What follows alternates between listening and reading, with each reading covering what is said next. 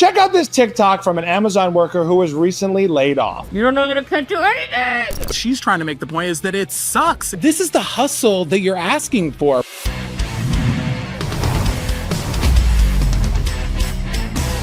Yes, hello, welcome back to Angry Capital. I'm your host, Paul Costabile, along with my other host, Arthur Ballesteros. What's going on, Paul? What's up, man? Nothing. I mean, I'm just dressed like, we're doing a job interview here. We're talking about jobs today, the crazy layoffs going on. I mean, this is insane out there. And I mean, part of the reason why I'm dressed like that is because if you think that your job is safe, you're living in a fantasy right now. All I know is I'd hire you based on what you have up top. I think you look very professional, but does this even matter anymore? Does it matter what human outfit we wear? No. I mean, look at this list that recently went viral right here. The layoffs. This is a depressing list. UPS, 48,000 layoffs. Amazon, up to 30,000. Intel, 24,000. The labor market's bleeding, guys. Paramount, 2,000. I mean, look at this. It just goes on and on. It's so crazy because, we were told that everything is okay because the unemployment rate is low and the stock market's at an all-time high. But this looks like the pregame for a disaster here. Totally right. Also, I just noticed here, Nestle, 16,000 employees. Can we stop with these fad diets? Can we go back to eating chocolate, America? What the hell? Well, Nestle owns everything, so it's not just chocolate, bro. You're right. They're in a lot of things. I mean, welcome, guys, to the Great Job Shift. Today, we're diving into what's really happening to the job market in 2025, because this affects everybody, us included. The reason behind the chaos, the impact it's having on you now, and what you can do about it. And look, AI is causing layoffs. There's no doubt about that, but it's not because it's replacing you. There's a much bigger story going on here. And that's what we do here with Angry Capital. We explore how money runs everything from the absurd to the outright insane and why it matters to you. This is not your dad's financial show. If we make you laugh or you learn something new, just hit like. And if you like this kind of content, hit subscribe so you don't miss out, because we bring you 3 episodes a week, diving deep and figuring out, this effed up world of finance and the impact it has on your daily life here. And I mean, you've been feeling this for a while now, right, Paul? Like something doesn't feel right about this job market. And now the data is starting to prove it. I mean, let's just start with the numbers, because this is shocking. The math doesn't lie. It hurts. Like job openings have dropped 40% since 2022. The S&P, though, that's up 70%. And I saw this headline going around that, it actually perfectly correlates with when ChatGPT started in November of 2022. I mean, look at this chart here. It shows just the crazy divergence in jobs going down and the stock market going up here right at the same time. Did you see this? I like that Fortune calls this the scariest chart in the world. Right. Which is pretty ridiculous. Right. And I mean, I think that this should all kind of give us a lot of pause. Now, causation isn't always correlation and all that, whatever they say. It may not be tied just to that. I think the interest rate policy in the United States has something to do with that as well. But this is scary here right now. And it's affecting real people. Well, it's like the AI is replacing our jobs or creating tools to do our jobs more efficiently, but all this money and hype and investing into this technology is going up. It's like it's a catch-22. Nobody's going to work, but we're going to be booming up here in the stock market. It doesn't really make sense to me, because at the end of the day, we're going to be losing jobs. I mean, go back to that chart, man. Like think about this is an unprecedented amount of layoffs. I think it's not good. Right. Amazon up to 30,000. It's like, what do we really care about? I also have said this before. I think like we're almost too numb and too entertained to really care about the job market as much as like the hype of AI. We're like, but it's awesome. It's a new shiny thing. Everybody's got to do it. The money's coming. Yeah, I don't know. I disagree. I think a lot of us are starting to feel really fearful, and we're going to get into all that. But I think that we all know, and we have good intuition that something is wrong. But they keep telling us, unemployment's only at 4.3. I mean, that's like half what it was during COVID. So we're supposed to feel better, but we know something's off. We can feel it. And these numbers are backing it up. I mean, the Economic Policy Institute, they put this stuff out that 26% of people who've been unemployed, they've been out of work for 6 months or more now. And I mean, that's over 2 million people in the job market. And I mean, it just makes this slow recovery bleed people out of their savings here. This is not good at all. Right.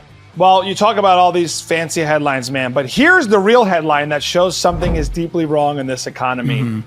Chipotle CEO sounds alarm on the American economy. Gen Z and millennials are too burdened by unemployment and student loan to eat out.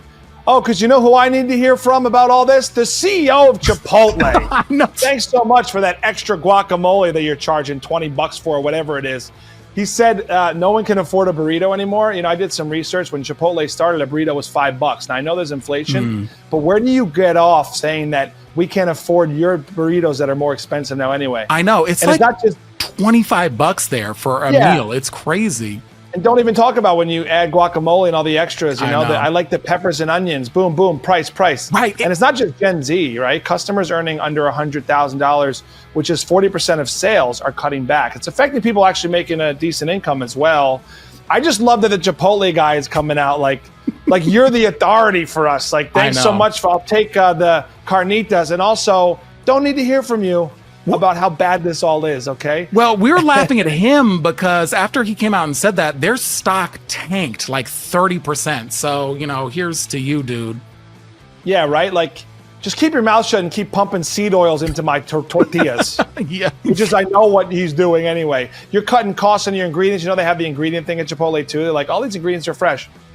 They're not. No, they're not. I see them they leave them sometimes at the one by us. They leave them outside on the sidewalk. Like the delivery, it's just like baking in the sun. It's disgusting. Anyway, before we get sued by Chipotle though, I just think that is like a recession indicator when you're starting to see things like that. People cutting back on fast casual, fast food. Like that is a warning sign that a lot of real economists point to as recession indicators here. Well, I think also the stat here to like you're saying that is worth noting is like the amount of income people make. Like it's not just low income or high income. This is like affecting everybody. We're all sort of penny pinching. You and I have talked about this too. Right. Like I like to enjoy eating out and having fine things. And like I'm not a bougie guy, but I'll have a nice bottle of wine or something, right? We all feel what we can afford now more than we once did. At least I am personally now. Like, kind of, do we need that? Right. Do we need that thing? Yeah. And that comes down to the burrito stat. We'll call this the burrito factor. I like that. Yeah. Like, we all don't want to pay for stuff, But- and we don't want to. We want to find ways to save, you know. And Right. so, like, what is the deal with this job market? They say AI isn't killing jobs yet. Even workers hit by the Amazon AI layoffs say it's not AI. But check out this TikTok from an Amazon worker who was recently laid off. Unless you currently work at Amazon, please stop commenting that the layoffs are because of AI, because unless you work there, you don't know the state of the AI. You don't know. You don't know that it can't do anything! Well, the thing that I think she's trying to make the point is that it sucks. It can't do anything. It can't do these jobs right now. I mean, that's the funny part to me. Everybody keeps blaming it, saying that AI is going to replace us. No! What's happening is these companies spent too much money on AI, on these NVIDIA chips, on these data centers, and now they're scaling back. I do think they are preparing for AI to replace you eventually, but it's not now. It's not now. Yeah, but don't you think these layoffs are happening because of it? Like it's two ways the same result. Like it's AI's influence, regardless of how good it does the job. The hype around AI is losing jobs before the AI replaces the jobs. I mean, what? So we're a couple months away from them actually replacing the job anyway? It doesn't matter. I mean, it depends. AI is the problem. It depends who you talk to, but I just don't. The framing of this, when you really look at it, Amazon is insourcing H-1B workers because they can pay them less, they can control them more. They're not replacing you with AI yet. They spent too much money on AI. And also, we've talked about this before, these layoff headlines, they profit them. You know, their stock price goes up because of it. Yeah. You saw Amazon surge 10% after this news came out. So stop blaming just AI replacing people. No, I sure. I think in the timeline, we're not completely at the replace level, but we're at the tool level and we're at the excuse level to lay people off. Like, again, lining the investors' pockets over the actual average employee, which is funny about Amazon because it's so reliant on, you know, these human jobs to get us consumers and the consumerism culture we have, like toothpaste in 1 hour. Like we're so, it's such a part of our culture now. It's interesting that this company specifically is on the forefront of kind of the job market changing and the replacement of AI. Right. When it's such an integral part of our culture, it's almost like we asked for it. I don't know. Like we sort of asked for it as people. Yeah, I mean, because God forbid I don't get my Made in China Halloween shirt in time for Halloween. I mean, Halloween's over. And my Thanksgiving shirt in time for Thanksgiving. What would I do? I know. I think at the time when it all started gaining popularity, we knew that it was going to replace mom and pops, but it's just so convenient. We did it anyway. I feel guilty every time that I do order from there because I know all I'm doing is making my future worse, making the rest of our society's future worse. But look, a culture of convenience, man, and we're all guilty of this, but a culture of convenience, if we agree to a culture of convenience as consumers, we can't be surprised by a culture of convenience in our factories and in our jobs, which is AI. And it is going to replace everybody. And it's a culture of convenience for the billionaires who run these companies too, because they can conveniently cut you off, lay you off, whether it's AI or not. But I mean, what do the experts have to say about AI's effect on this job market? I mean, it's pretty shocking. You look at Jerome Powell, the Federal Reserve Chairman, he came out, he said that AI is fueling productivity in investment, but it's the job creation that's not keeping up here. He says that, yeah, we might be in a bubble where tech giants mask the labor weakness. So all these gains kind of masking what's going on behind the scenes with labor here. So he's concerned about it taking jobs. And it's part of the reason why the interest rate situation is a mess and it's affecting us. It's crazy here right now. I think what's going to happen, and this is maybe being a little hopeful for humans, is we're going to have a percentage of humans who adapt and use AI as a tool and retain their jobs because they know that AI can work to help their jobs and it's not competing with them as people. We know people we work with now. We know a lot of people in jobs, right? Actually, even me writing things, emails, I'm using AI. Oh, yeah. But I'm also aware that my influence with the AI is going to help me keep my job. There's going to be a percentage of people that adapt and use it. And then there's going to be a percentage of people crying about it with their hair like that girl on TikTok who are going to be left behind. This is capitalism at the end of the day. I know I've been arguing anti-AI, but I also want to make the point that we as people have to figure out a way to integrate it to retain our jobs. If you just fight against it, we're also not going to get anywhere. Right. Like, no, I don't advocate for fighting again. I think it's a bad idea. And I mean, because you're seeing a lot of these studies coming out, like Yale research is saying that AI is not wiping out jobs, but the responsibilities are shifting and that you need to reskill, and that a lot of us are feeling that pressure right now. Like, I feel like an idiot if I don't know how to run a new software or how to work Claude or how to work Gemini or how to work Grok or something like that. You got to reskill. And that's what Yale is really warning about with this research here. I mean, is there a skill that you wish that you had that could prep you for like the future of work and avoiding being replaced? Sure, everyone wants to be smarter and harder working. I mean, am I going to become a plumber and have a trade job just by plugging in a prompt to ChatGPT and learning enough about it before applying any of the skills? Like, it has to be a certain percentage. It can't just be like 95% AI, 5% human. That's the thing that's the problem to me, is like, it's making us dumber. Like, AI is not, like you said, like I understand responsibilities are shifting. We're also dumber. When's the last time you actually read through an entire thing you got in your email or job-related thing? Everyone's kind of interacting with AI and not actually doing the real work. It's all BS. Dude, you know what I do now is I listen to the translate, like the AI read my emails for me. So because I can't be bothered to read them sometimes. I'm walking the dog, I got the baby, whatever. So I'm just listening to it. And I feel dumber every day because of it. I think that's, to your point though, like, it's not caught up yet. So like the white collar and routine task roles, like, we're sort of trying to replace with AI.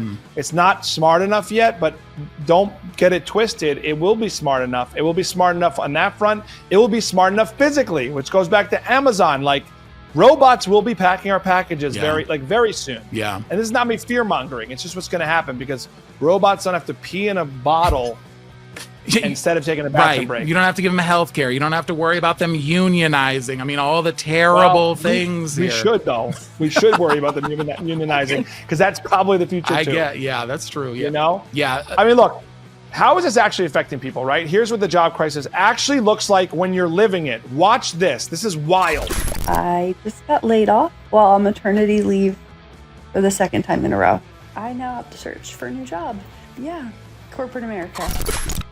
Dude, this is so bad. Like, I know that we talk about capitalism. Sure, we're looking for opportunities and things like that. We're all part of the system. But when the system is doing things like that, this should be illegal to lay people off when they're on maternity leave. I got laid off on paternity leave and looked into all of it and saw all of the loopholes and things that these businesses are able to do. It's heartless, absolutely heartless. Wait, what was their reasoning for yours? It was a lot of stuff that I can't talk about because of an NDA. So don't. We get finally me got there here. with you. We finally got to a place where it's off limits. I like that. What Look at they you just, respecting that. yeah, I will get sued for sure. Because in America, you can only be productive when it's lining the pockets of the company and not lining your home with love and baby formula, right? Exactly. Also, though, not to tie this to politics too much, but I do think if this woman moved to a more democratic, bluer city instead of living in Alabama, she would have been promoted. I mean, she could be, I don't know. Dude, you're right. And that's part of what, I think that there's a lot of social programs in these states and places like I live that are safety nets for people like this, and they're being eliminated here. But it just shows you how bad things are out there with the layoffs. Well, it's also the squeezing of the workforce. Like, and it is an American problem. If you look at paternity and maternity across the world, it's a respected, more understood thing. And I think it ties to the American capitalistic mentality we've had for so many decades. Like, profit, profit, profit, work hard. I mean, even the culture of emails since the pandemic, but even before, it's like, you're not doing a good job if you're not available 24/7. That's not really how work is. And people get so burnt out with the demand we now have in the culture of tech, So like maternity leave, I don't know the exact stat for Europe, but I do know that it's like a lot more respected and you get a lot more time off, I believe. Oh yeah. Compared to America. Because in America, you're only as important as your day's work, I think. And for most corporate jobs, I feel for that mom. I want to make fun of her and make mom breastfeeding jokes. But at the end of the day, I also feel for the fact that, she doesn't deserve to lose her job. Yeah, right? No, especially then. Like, just during those protected times, I don't care. This is just where the system is wrong. It does a lot of great things. It does a lot of terrible things. This is one of the terrible things, and it's creating and perpetuating the situation. I mean, Yahoo Finance, they said that job seekers are feeling awful about the labor market, and now the data is showing why. Like, 45% of people don't think they could find a new job if they're laid off. And we're hearing all of these stories, people laid off for a month, 18 months, multiple years. Like, this is getting really bad. And we went from a place where we were growing our jobs about 123,000 a month down to like 20,000. Now it looks like we're losing that, but we're not going to know because we don't have the data because the government is shut down. So that's a whole other story. Yeah. It is hard to type though. Just to play devil's advocate, it is hard to type when baby formula is falling out onto the computer. It is not. I will push back there because I've done it looking for jobs after I got fired on paternity leave. I've done it too, man. It's a shame. It's a shame. And this is crazy though. Even if you're looking at job postings, they probably aren't real. And I am definitely a victim of this. So a new report found that almost 30% of jobs posted on LinkedIn are ghost jobs. I actually think the number's higher. New York, LA, Philly had the most ghost job listings, while Seattle and Boston had the least. Kind of makes sense. The coastal elite fake towns. Right. But like, this has happened to me, man. I rejoined LinkedIn within the past year or two. And as I'm working in this field as a host, even doing this show, you constantly kind of perusing. And man, I could tell you thousands of examples of ghost jobs, fake correspondence, AI. I told you about the AI interview I did once. It's almost like I said, we're getting dumber. It's like we're also just trying to make a living. And even that is dumber and faker. Yeah. Like, you can't even get to real people a lot of the time. What are we doing? What's the point of, like, who benefits from fake jobs? Yeah, the scammers benefit. A lot of these companies benefit. Dude, these companies that are doing this, because the time and effort, stress that goes into all of this as you're laid off and trying to find these jobs and getting a little bit of hope. I mean, as somebody who has applied to hundreds, through LinkedIn and has seen this ghost job problem, I mean, a lot of them are just collecting data. They just want the data. They want to see who's out there. And so they have this pool. I hate this. These companies should be fined for it. I think it should be illegal. Well, we're also a part of the problem too. It's like, ChatGPT cover letters and finding ways to make the process easier. I think when you go out for so many jobs, you kind of get jaded where you're like, I don't even know anymore. I just want to be submitted. And you cast a really wide net on LinkedIn, you can, and if you really want to work it hard. But it's a full-time job just to get work. 2025, it's a full-time job just to get work. And it's a full-time job to do everything else in your life on top of half of the things you're going out for, probably not even being real. Right. I mean, I say half because I believe it's way more than 30%. I mean, this report is from, let me click the link and see where this is from, but it's entrepreneur.com. Yeah, it's more. Yeah, and it's more. You got the fake AI recruiters out there who are messaging you, get your hopes up about a job. Oh, somebody's interested in me. And then you find out that it's a bot. Like, that's even worse. It just compounds the problem. In America, we're sold this idea over time that we're so special, right? A lot of modern parents tell their kids they're special. Look, I think you should tell your kids they're unique and you should support them. But we are not taking advantage of the mentality that everybody's special and you deserve your place. And half the jobs, someone will find you there. And it's all fake. Yeah. And it's all ghosts and you're not special. You didn't get the job because it didn't exist to begin with. I know. All right? Yeah, it hurts your soul. Like, how do you feel? I want to hear from you in the comments if you're watching this and you've gone through this and had fake jobs and you applied for. How does that make you feel spending all of this time and then seeing this here? Also, share your worst stories. Let us know the worst of this. What kind of terrible fake job did you go out for? How far did it go? Did you go meet somebody that didn't exist? Like, did you get stood up? Let us know in the comments because it's happening every day. It's happened to me, man. It's like, it kind of gives us, like, I don't know about you, but it gives you this kind of take like, well, F this job market. There's a little bit of like, what am I doing? And I'm an old soul. I like to think about generations past. I swear to God, I used to think this way after college. Like, I'm just going to go walk around and hand out my resume. And it's like, what's crazy is that used to work. Yeah. That actually was how this happened. And at least then you had a transparent human go, we're not hiring right now. Or you know what? I'll take that and consider that. Like, we're more A to B back then. Now it's the whole alphabet of bullshit. I just don't understand like how it's allowed to continue this way and why. At the end of the day, millions of Americans just want to make a living. This is part of what we always discuss. We want to make an honest living. We want to afford our groceries. Like, it shouldn't be that everything's fake, right? Yeah. I was going to talk about this story. Fortune said, workers are job hugging. Do you hear about this? Yeah, absolutely. Yeah. I mean, everybody is terrified. They just want to hold on to these jobs here because they're scared. They see what's going on. Also kind of sets up a bad work environment too, where like you're clinging, you don't want to lose your job. You also hate your job. You need the money. You're not really showing up doing a great job, but you have to job hug and cling, right? And the pandemic era Great Resignation saw 47 million people quit their jobs in 2021 and 50 million more in 2022 as they look for flexible working conditions and higher pay.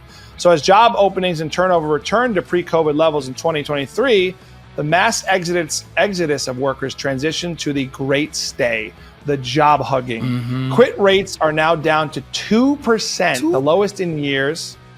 That means workers aren't leaving jobs because they don't feel safe enough to try. So first of all, there's fake jobs out there. I hate my job. I need the money.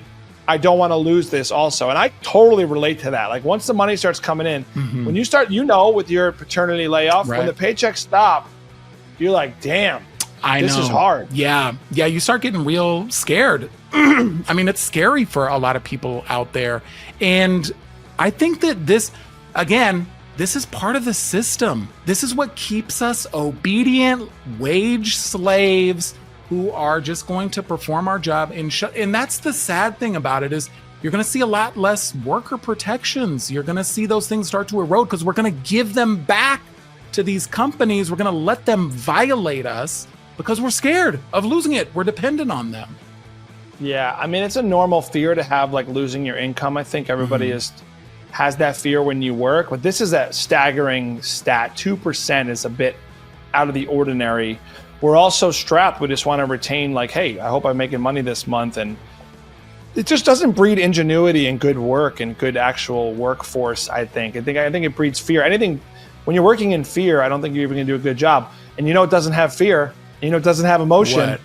AI. Yeah, I know. Yes. This is why. This is why we're fucked. I mean, this is why this is scary, man. I know. Yeah. This is why job loss is happening, But sorry, I don't mean to cut you. What are you going to say?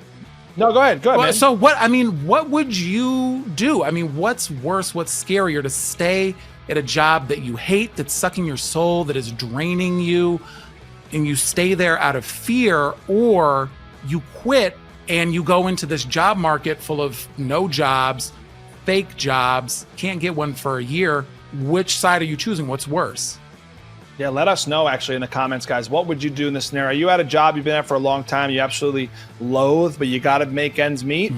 Or are you trying to bounce off and you're just jumping into the deep end? Let us know in the comments. I'm curious how people are doing out there as well. I think like most of us, I'm sure you've been this way too. You always want to secure the bag before you leave. Yeah. I've always had those dreams of telling off the boss I hated, that once I had the thing. It never really works that way, right? You're like, you get all the way to maybe quitting, and then that one thing was not a thing anyway, which is also disheartening about the job market that I relate to. It's like a lot of the time you think you're getting this windfall of cash, this windfall of annual salary, and it doesn't always pan out. You got to stay competitive out there, right? And it's hard. But let us know, guys. I'm curious how you're doing. And here's the thing: you're doing everything right, but the rules keep changing. So how do you actually win this game? Let's talk strategy. First step is awareness. Yeah, you've got to know that, the signs that are on the wall that layoffs are coming. And we see the headlines, but this was really interesting to me because CNBC put this out, and where they're talking about the top warning signs that you're about to get laid off. I mean, when you start seeing those freezing, they freeze hiring, they're canceling projects, they're preaching about efficiency. That's often code to get ready to pack your bags here. The experts are saying that these are quiet signals. Other ones are unfulfilled roles. I mean, how many times have we seen when you're like, we need help, we need another person here, and they just don't fill that role? Or the biggest one that caught a lot of people and is going on a lot, I know right here in the Bay Area, with a surprise return to office mandate, everybody's got to come back. That's a way to see who's going to resist, who we can get rid of. I mean, it's you got to be mindful and aware of some of these signs going on here. It's a bit messed up too. They use the pandemic to kind of squeeze people into seeing how they'll show up. Like they don't really, the job doesn't need to be in the office. It's more of a mandate of like, will we fire you if you don't get in line with this rule? They're not, most jobs can be remote. We learned, right? That's just a chess move to see who they can lay off. And these are good warning signs for you guys to see. I think it's interesting to know these types of things, but be honest, Arthur, would you rather know layoffs are coming or live blissfully ignorant until the axe drops? I am a paranoid, anxious person, so I do want to know. It's only going to wreak mental havoc on me because I'm going to be thinking about it, but at least I can start to prepare. I think I see a lot of people who really, they kind of put their blinders on to everything that's going on. But I want to prepare. I want to get a couple of steps ahead here. So I think that's the move. What about you? Wow, we're the polar opposite. Really, man. I am blissfully ignorant in my life to a flaw. I also think we get hit by a bus tomorrow. So live life on the edge, work hard. I would miss all these signs. I mean, back to the office. F you. I'm smoking a cigar. I'd miss it all. I'd be like, my job's done for the day. I think I agree. If you get your job done, you get your job done. It's part of my personality, though, of maybe wanting to rebel a little bit. I don't want to be told I got to go into an office just to prove to you I'm working when all the job is already done because I used AI to do half of it. But I think that blissfully ignorant, man, because I've been blissfully ignorant. I've been laid off a few times here and there through these types of swings. And I wish I was more prepared, but I also know my mentality as a worker and a person is kind of take each day in stride. And I don't know. I don't know if it's better or worse, but I certainly could have had more cushion the last time it happened to me, But no, I think it's better. I wish I was more like you because then I wouldn't be up late at night worried that this is going to, I worry about things that don't end up happening a lot. Now, I did get laid off, but other things I'm worried about constantly. And I wish I could have that. I want to be more like Paul, just more carefree. Well, listen, man. as we talk about this topic, one thing that could be sure about the job market, I think it's true for people even making a lot of money per year in any scenario. It's nothing forever. It's not, you're not on top forever. I think you have the mentality of being kind of informed but cautious. So for me, living on the edge, living each day like it's my last work-wise, but also having a little bit of cautious optimism that I may lose my job. I'll figure it out if I do, instead of because I don't want to be in fear every day working. Oh my gosh, layoffs are coming, this. Yeah. You can't control it anyway. I think the only constant in America is you will get laid off. You will lose the opportunity. Yeah. It's going to happen. Yeah. It happens to everybody. Yeah, so you Accept better, that. I do think that a lot of people need to start preparing. One of the things is I didn't have my resume ready. I hadn't done a resume since I don't know, the George W. Bush administration. I was not prepared, had to, figure all of that out. So I think that that's something that you got to do right now. You got to brush it up. You got to figure it out. Arthur's old resume read, I have weapons of mass production. Yeah, that's right, baby. That's what I remember. It was play on GW. Yeah, me and Saddam, man, we had it all. But mass production. That's what you gotta do, because it's changed now. The format, dude, I had no idea. You're not supposed to put your address on there anymore. I was just giving my address out to AI chatbots. I'm getting scammed left and right. You got to look at the format. I had to do the resume, Indeed, career builder, resume thing to make sure I had that thing tightened up, because this is where AI is messing up your jobs. All these ATS scanners and stuff like that. They're seeing all of that. They're filtering people out before you even get a chance. So you got to really key in on that. Yeah, well, I actually really like this. The Yahoo Lifestyle came out with 6 changes to your job hunting strategy for 2025, which is good for people in our age group, but in general, for people just starting the job process, it's good to know how to adapt with the times. So they say, go for momentum, not perfection. Take a job that builds progress, not just a dream one. I actually, not to toot my own horn about how amazing I am, but I talk to kids. Yeah, but here's the thing, guys. I lift weights. I go to walks on the beach. No, none of those things are true. I talk to kids sometimes who are trying to enter the job force. I'm a host. I do interviews. I do this job. Kids always ask me, how did you get this? Because this is for me, to interview and host is a dream job for me. I always tell kids this exact advice. I go, same as this point from Yahoo, so at least I'm on to something. Don't get hired for the title. And this isn't advice for you guys. It's just things I've learned in my career, which is this generation, I think it ties to the culture of Instagram and hype, which we talk about a lot. It's look at me. I'm now this dream thing fresh out of college. Change your perspective. Don't get hired for the title. Take any job within the realm you want to be in and learn everything. So one day you can get that dream title by being in the realm. And that's what happened to me. I took every job under the sun before I was able to be the guy that does this. So I just learned, I think I just like harping on this for younger people in the job market, because you ain't going to have a hyped up Instagram post on your first job, maybe your first 10 jobs. Just get to work. I resent that this generation is I gotta look cool. Have some humility. Nothing's gonna look cool for a long time. Yeah. I get that, but the one thing that I do give the younger generation and Gen Z credit for is I do think that they shifted our mentality in an important way about the importance of work-life balance. I've had none of that. I still don't have any of it. My wife gives me a hard time about it all the time, but it made me think that's the way life is supposed to be. You're not supposed to be working 24 hours a day in fear. You should have some autonomy and feel free to quit a job if it's not working for you. Now things have changed. The labor market has changed, and I don't think that we're going back to that mentality. But for a brief moment, Gen Z, younger millennials around the COVID era, I think that they taught us an important lesson that Europe has been trying to teach us for decades, Right. There's a few more points just so we get them out for people to know the Yahoo Lifestyle. So optimize for AI hiring filters. You sort of mentioned, tailor your resume, keywords, beat the bots, lead with skills, not degrees, which is interesting. Show what you can do, not just where you studied, that's shifted over time. Flex your soft skills edge. Communication and adaptability matter more than ever. Build your personal brand, which we're talking about the online presence. Stay flexible and strategic. Take roles that open doors, not just check boxes, which was to my point earlier. Yeah, look, man, I have a kind of 2 takes about you saying that the work-life balance, because I also think we have a lot of lazy people now who took advantage of the work-life balance of the modern world. And there's this old school nature of me. It's like, get up, shut your mouth, put your boots on and get to work.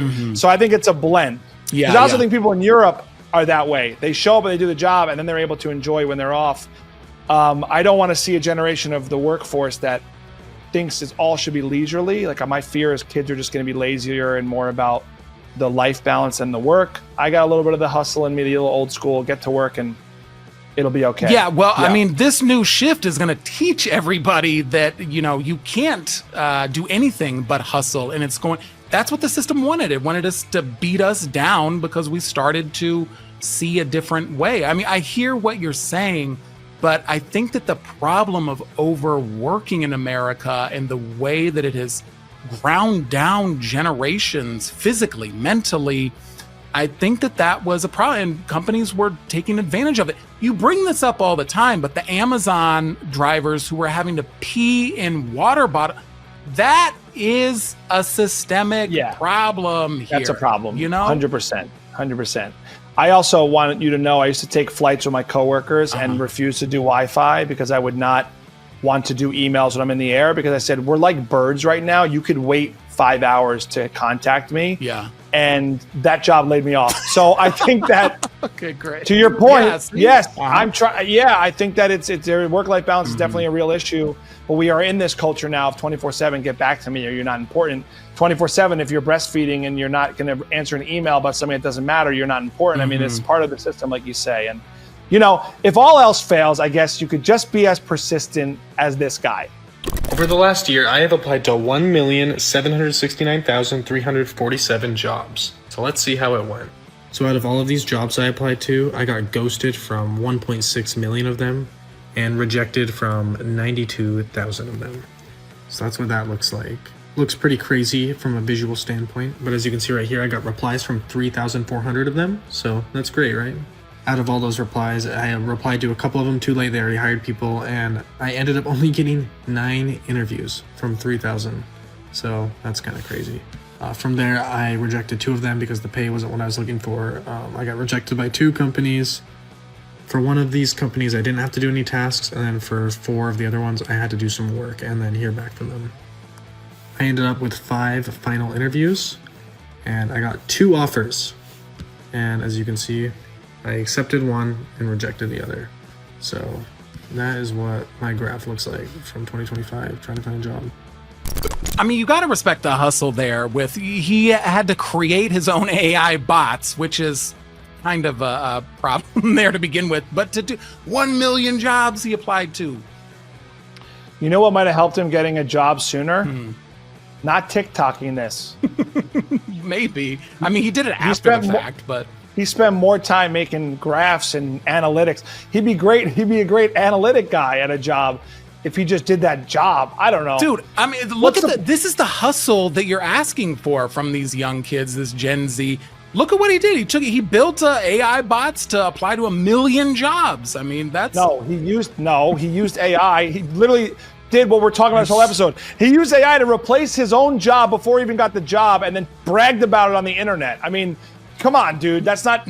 All you did was figure out a couple things for hype. Another hype kid figuring out a way to get more hype on the internet. And what's he going to get from this? Virality? I hope he gets fired from the job he got after posting that. Dude, how dare you?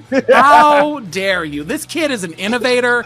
He is hustle. If I had a company, I would hire this guy in a second. I like it. It's creative thinking outside of the box. And also he's making content, so he's going to be, I'm sure profiting off of that as well. He's a genius. I love it. If he was 0.0001% more persistent with women, he would have a girlfriend. Anyway, okay. Here's the takeaways, guys. We got some action lists for you listeners because this is obviously something we're scared about. We don't want to always be in fear, but we joke, but it's a weird time, man. It's a weird time to get a job. It's a weird time to be in the job market. So here's a couple takeaways. Identify in-demand skills and actually learn them. I like that guy did. AI, building AI bots. He did it. Okay, check 1.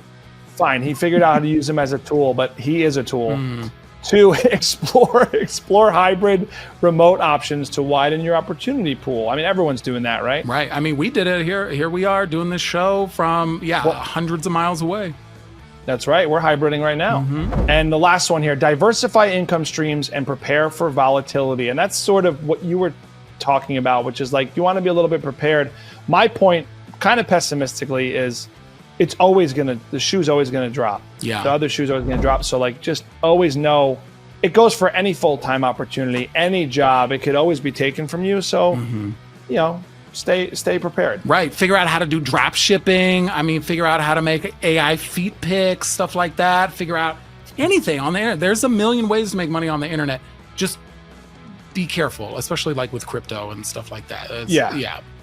Use bots to go after a million jobs There and then you go. post about it, Yeah. but make no money I like on the it. post. I mean, he will. This guy, I see bright things for him. He's going to be running an AI company at some point that takes your job. He's going to create a Paul Probably. clone at some point, and that's who I'm going to be talking to. Probably. You're not far off. I hope AI doesn't replace us. We hope it doesn't replace you. We hope you do well out there in the job market, guys. Make sure you comment and subscribe, but also comment. Let us know how your job process is going. Where are you at in the job market? How is it going? Do you want to leave your job? You're looking for work? Hey, maybe you can be our intern and write our jokes, right? I don't know. I mean, I would definitely be funny if somebody wrote these. My own jokes back. don't work.